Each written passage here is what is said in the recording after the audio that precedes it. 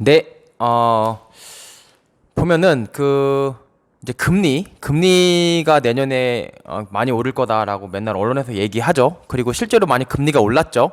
2021년 지금 12월 이제 말을 향해 가고 있는데 벌써 뭐 0.5%까지 떨어졌던 기준금리가 0.75%, 그 다음에 이제 1%까지 올라갔어요. 우리나라가 다른 나라에 비해서 다른 나라들 막 코로나 때문에 힘들어서 막 금리 못 올리는데 우리나라가 다른 나라보다 좀 앞서가고 있는 거예요. 그런데 이 얘기를 왜 드리냐면 앞으로 계속 금리 오를 거니까 이거 아파트 값 떨어질 거다라고 생각하시는 분들이 되게 많거든요. 그리고 지금 실제로 또 약간씩 떨어지고 있기도 하죠. 그래서 어떻게 될지 되게 궁금해하고 막 폭락 온다 이런 얘기 하는데 일단 결론만 말씀드리면 폭락 이러는 건 세상에 없는 것 같고요. 오르는데도 이유가 있었는데 갑자기 막 구름이 거치듯이 막 폭락한다 이런 거는 잘 따져보면 얼마나 상식에 맞지 않는 얘기인지는 알 수 있어요. 세상이 그렇게 급격히 변화하진 않거든요. 이게 뭐 폭등하지 않았느냐? 사실 아파트 값이 폭등이라고 보기도 어렵고 다 근거가 있이 올라갔어요, 보면. 그래서 이렇게 막 폭락한다 이런 거 예컨대 막 뭐 2017년 가격으로 돌아간다 막 그런 말들 있잖아요.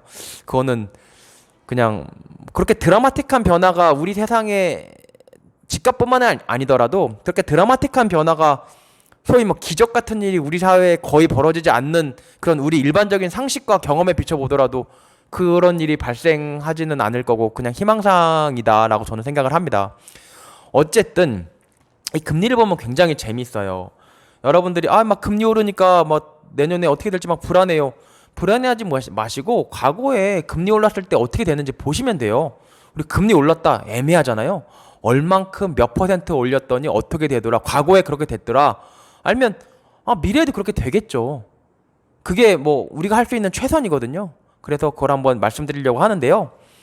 이거 보시면 재밌는 거는 이제 대출금리, 이 빨간색이 대출금리. 우리가 이제 은행 가서 돈 빌릴 때 근저당권 설정해주고 돈 빌릴 때 이렇게 금리를 돈의 값이죠. 이자라는 게 이만큼 이자를 내야 된다는 거고, 이 파란색이 우리가 돈을 맡길 때 우리 돈 좀 맡길게요 라고 하면 은행이 또 우리한테 이자를 주잖아요. 반대로 그때 이만큼 우리가 돈을 받을 수 있는 파란색이고, 이 녹색이 이제 한국은행 기준금리예요. 보고 있으면 저는 제일 소름이었던 거 이거 보세요. 이게 2013년이죠.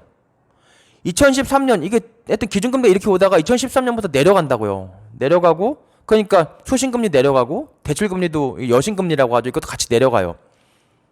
이때부터 우리나라 집값이 올랐거든요. 2013년 초부터 진짜 올랐어요. 고개를 살짝 들었다고요, 그래프가. 그러니까 이거는 약간 정책적으로 우리나라 집값을 올렸는데 2013년도에 정권이 누구 정권이에요? 박근혜 정권이었죠. 그러니까 어떻게 보면 이 집값 올린 거는요, 솔직히 말씀드리면 박근혜 정권하고 문재인 정부가 같이 올린 거지 문재인 정부 혼자 올린 건 아니에요. 그럼 문재인 정부는 뭘 올렸냐? 문재인 정부 2017년부터 들어왔는데 나름 금리 조금씩 올렸죠. 약간씩 좀 잡아보려고. 근데 다시 내렸죠. 왜요? 코로나 때문에 내린 거예요. 일본 무역 보복이랑. 일본 무역 보복이 2019년 말이었잖아요. 우리가 야 너네들 강제징용 해가지고 우리 할머니들 할아버지들 고생했는데 일본 너네들 뭐 신일본 제철 야 강제징용 피해자들한테 돈 내, 보상금 내, 손해배상금 물어라고 하니까 일본 애들이 열받아가지고 그래? 그러면 나도 너네들한테 복수할 거야라고 해서 막 무역 보복 막 반도체 원자재 이런 거 수출 금지하고 막 그랬죠. 그래서 금리 또 내렸단 말이에요. 이런 얘기 왜 하냐면 문재인 정부에서는 하여튼 금리 올리려고 했는데 어쨌든 코로나랑 일본 무역 보복으로 내렸고 박근혜 정부 때 내렸죠, 금리는. 그러면 문재인 정부는 금리 올렸으니까 잘했냐? 물론 이제 핵심지 도심지에 이제 재개발 재건축 막은 거 그것 때문에 어쨌든 그 집값이 상승한 거는 두 정부 모두 합작품이다 라고 저는 생각을 하고, 더 큰 원인은 소득 증가인데요. 어쨌든 그 얘기 하려고 하는 게 아니고 2013년도부터 보면은 이제 파란색 선들이랑 빨간색 선이 같이 내려가고요. 녹색 선도 같이 내려가요. 그러니까 금리가 떨어져 돈값이 싸지니까 사람들이 막 돈을 막 쓰는 거예요. 우리가 칼국수 가격이 떨어지면 저 칼국수 좋아하는데 칼국수 값이 떨어지면 사람들이 칼국수 많이 먹잖아요. 그 똑같아요. 그러니까 칼국수 값이 떨어지니까 사람들이 칼국수를 많이 사 먹어요. 똑같이 돈값이 떨어지면 돈을 많이 사요. 싸니까 사다 뭐 하겠어요. 아파트 사는 거죠. 그러면 왜 이게 중요하다고 하냐면 이게 금리를 봅시다. 이 파란색이 수신금리거든요. 돈 맡기면 얼마 주는지. 이때 거의 4%는 좀 안 됐어. 한 3.9% 정도? 이때 정도 돈을 주는 거예요. 3% 정도 이상 주는 거예요, 돈을. 그러니까 사람들이 아, 3%면 세거든요. 요즘 웬만한 상가 사서 3% 수익률 내기 어려워요. 강남, 용산, 뭐 마용성까지는 3% 수익률이 어렵거든요. 근데 이때 3%였어. 2012년도 막 이때. 그러니까 사람들이 아, 굳이 뭐 아유 상가 사고 굳이 아파트 사가지고 아유 골치 썩이고 공실 나고 아유 피곤해. 나 그냥 편하게 은행에 맡겨 놓을래. 다 그러니까 아파트 값이 안 오르다가 금리가 떨어진단 말이에요. 지금 떨어졌죠. 여기 3% 이때는 3% 이하로 떨어졌어요. 점점 떨어져요. 점점 떨어져요. 막 3.2%, 2% 보자, 2%. 2015년도 되니까 막 2%로 떨어져. 아, 2%면 없는 거랑 똑같아. 아, 짜증나. 안 되겠어. 이때서부터 계속 사람들이 은행 금고에서 돈을 빼다가 자기 지갑으로 넣고 그 지갑에 있는 돈이 막 아파트나 이제 뭐야 상가나 이런 데로 흘러 들어가는 거예요. 왜냐면 돈을 쫓는 불나방이니까 금리 조금이라도 더 주는 대로 막 올라가는 거예요. 들어가는 거예요. 사람들이 수익률 높은 대로. 그러면 이거를 잘 보고 있으면 어느 정도가 되면 아파트 값이 더 이상 오르지 않고 부동산 값이 오르지 않을지 예측이 되죠. 왜 예측이 돼요? 과거를 봤더니 이 정도 되면 사람들이 아유 공실 나고 골치 아파 그냥 은행에 넣어놓을 거야 라고 하더라.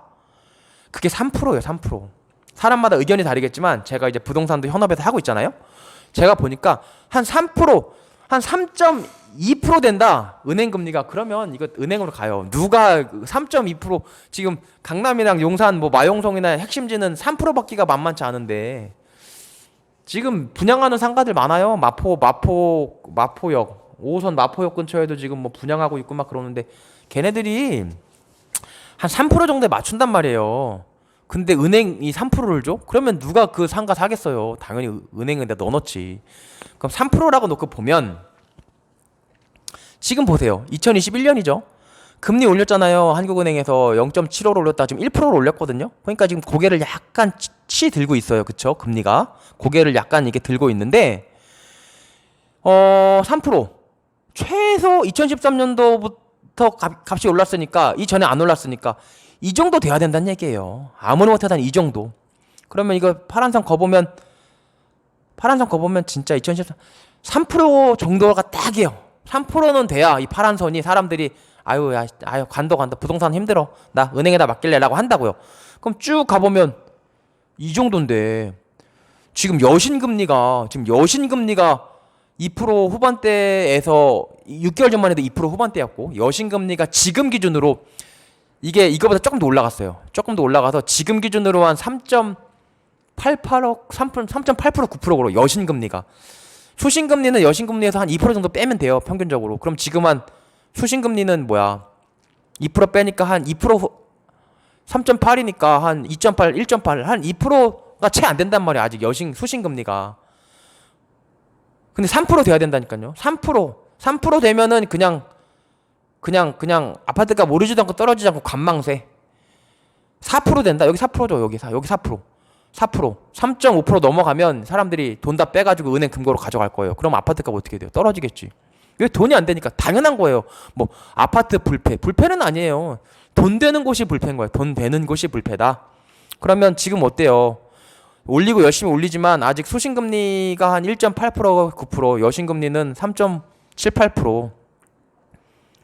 그러니까 사람들이 돈을 갖다 쓰는 여신금리만 신경 써요. 아, 금리가 그렇게 비싼데 이제 대출 못 받으니까 금리가 막 5%래. 아, 대출 못 받으니까는 이제 사람들이 대출 받아 아파트 살 돈이 없으니까 아파트값 떨어지겠구나. 이렇게 보지 마시고 다들 그렇게 보거든요. 그거보다 더 중요한 거는 돈 있는 사람들이 은행 금고에 넣어놓을지 부동산에다 묻어놓을지를 고민하는 금리가 몇 퍼센트인가가 더 중요해요. 그 금리 플러스 2% 하면 그냥 그거는 내 대출 금리예요. 그러니까 사람들이 3%가 되면 아유 은행에다 넣어놓자라고 하니까 아파트에 돈이 안 가니까 부동산 값이 빠지는 거고 그러면 누가 은행에서 부동산 값이 빠지면 대출 받아라 그래도 누가 받지도 않아요. 대출을 뭐 누가 5%씩 가서 대출을 받아갖고 넣겠어요. 안 넣지. 그러니까 대출 금리가 여신금리를 위주로 보는데 수신금리를 보는 게 더 편해요. 여신금리랑 수신금리랑 또 연동돼 있으니까 한쪽만 제대로 봐도 나머지 거는 예측이 되거든요. 그러니까 이 파란색 선이 지금으로서는 어림도 없다. 2% 정도로는 1% 정도 더 올라야 된다. 그럼 이 파란색 선이 3%가 되려면 이 기준금리가 얼마야 되는지 한번 봅시다. 기준금리가 한 3% 돼야 파란색 선이 3.5% 되거든요. 이 기준금리가 3%가 돼야 돼요. 3%가. 그럼 3%는 언제 3%였냐 보면 쭉 거보면 한 2013년도가 3%였어요. 기준금리가. 이때까지 올라가면 부동산 값이 2013년 때처럼 관망세를 유지할 거다. 근데 3% 되려면 기준금리 3%라는 거는 근데요. 지금 코로나가 뭐라 그래요. 이것도 제가 가져왔는데 2014년까지 화이자에서 뭐라고 했어요. 2014년까지 된다고 그러잖아요. 코로나가. 그러면 떨어진다. 2014년까지 코로나가 이제 팬데믹이 간다고 하잖아요. 그럼 그 얘기 뭔 얘기예요? 2024년 참. 그럼 그때까지는 기업 정부가 여기까지 못 올려요. 2013년 요 정도까지 못 올린단 말이에요. 기준금리를. 기준금리 올리면은 여신금리, 수신금리 다 올라가는데. 근데 택시기사님들 요즘 택시 타보세요. 만나서 택시기사님들 원래부터 택시기사님 하셨냐고 전 여쭤보거든요. 그러면 막 고깃집 사장님들 중에 택시기사님으로 지금 전업하시는 분들 되게 많으세요. 라이더로도 전업하시는 분들 많으시고. 왜냐면 지금 고깃집이 안 되니까. 지금 연말인데 고깃집 아무도 못 가잖아요. 또 코로나 때문에. 그러니까 사람들이 지금 그러면 그 사람들이 고깃집 다 망했느냐? 폐업은 안 했어요. 어떻게 폐업 안 하냐면 여쭤보면 금리 싸니까 지금 대출받아 버티고 있다고 택시기사님들 말씀 많이 하시거든요. 실물로 와닿잖아요. 그러니까 이거를 만약에 기준금리 올려봐요. 그러면 대출금리가 늘어나면 그 지금 택시기사에서 고깃집 겨우 연명하시는 사장님들, 고깃집 사장님들 어떡하라고요. 그러니까 쉽지 않을 거예요. 무슨 금리가 무슨 뭐 아파트 값만 보고 조정하는 게 아니라고요. 금리는 훨씬 더 큰 그러니까 뭐 좀 더 큰 수단이죠. 그래서 2024년까지 이렇게 팬데믹이 된다고 하니까 화이자에서 이렇게 올리긴 어렵고 그러면 어쨌든 올라갈 거다. 아파트 값이. 근데 재밌죠? 뭐가 재밌어요? 아파트 값이 재밌죠. 왜 재밌어? 뭐가 재밌냐? 공급이 늘어날 거란 말이에요. 그럼 공급이 늘어나니까 약간 뭐 기준금리 조금 올리니까는 지금처럼 올해처럼 막 폭등은 안 하고 약간 오를 건데 오르긴 오를 건데 뭐 이렇게 해볼까 이거 저도 기준금리가 올라가니까 올해는 이렇게 폭등했다면 기준금리가 올라가니까 그래도 오르긴 오르니까 이렇게 오를 건데 공급이 쏟아지니까 이렇게 되지 않을까요? 공급이 쏟아지면요 이렇게 되는 게 아니고 오히려 이렇게 되던 게 이렇게 돼요. 단기적으로는요.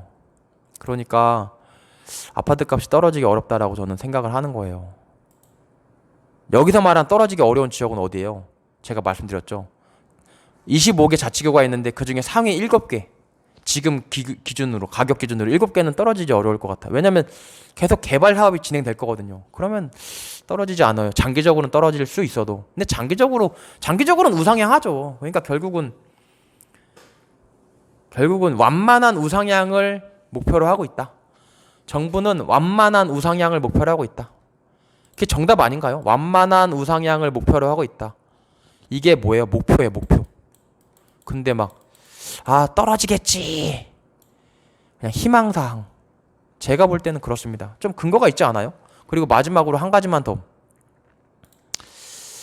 마지막으로 여기 보면 뭐라고 돼 있냐면 또 이런 얘기 나와요. 예대금리는 계속 올라간다. 결국 은행이라는 것도 장사잖아요. 예대금리 차가 크다는 비판이 나온다. 뭐를 먹고 사? 은행은요. 요 빨간 선하고 파란 선 요 사이 있죠. 2% 요거 갖고 먹고 사는 거예요. 그러니까는 200원에 사서 300원에 파는 거랑 똑같아요. 200원에 빌려갖고 요 파란색 선으로 빌려서 빨간색 선으로 팔아먹는 거란 말이에요. 그러면은 예대금리 차가 왜 점점 커져요? 장사가 잘 되는 거지. 기준금리 올렸어. 그러니까 이때다 싶어서 이빠이 여신금리 올려요. 근데 수신금리는 이만큼 올리진 물론 같이 올라가긴 하지만 그래도 이거 올린 것만큼 올리진 않는다고요. 예컨대 우리가 300원에 사갖고 와서 500원에 팔았는데 400원에 사갖고 와야 돼. 400원에 사갖고 와야 되면 원래 300원에 사와서 500원에 팔았으면 400원에 사왔으면 600원에 팔면 되잖아요. 650원에 판다고요. 딱 그 꼴이에요. 그러니까 이제 그런 식으로 좀 비판을 한다. 근데 어쨌든 더 중요한 건 이 파란색 선이니까. 하여튼 현재 금리가 그래요. 그리고 또 하나는 공급 때문에 아파트 공급이랑 그 아파트 가격이랑 상관관계에 대해서 말씀하시고 이제 금리나 이런 거보다도 금리 대출 다 수요적인 측면이거든요. 근데 이제 부동산 공급적인 측면에서도 부동산 가격을 분석하시는 분들이 많이 계신데, 하여튼 좀 좋은 자료가 있으면 댓글로 달아주시면 제가 한번 참고해보고 싶어요. 그러니까는 아파트 공급 또는 부동산 공급, 주택 공급에 따라서 주택 가격이 이렇게 좀 신빙성 있게, 좀 눈에 와 닿게, 직관적으로 와 닿게 이렇게 막 변동하는 어떤 그런 근거 있는 어떤 분석, 이런 자료가 있으시면 저한테 좀 댓글로 달아주시면 제가 열심히 한번 그것도 한번 봐보고 싶어요. 네, 그럼 이상이었습니다. 감사합니다.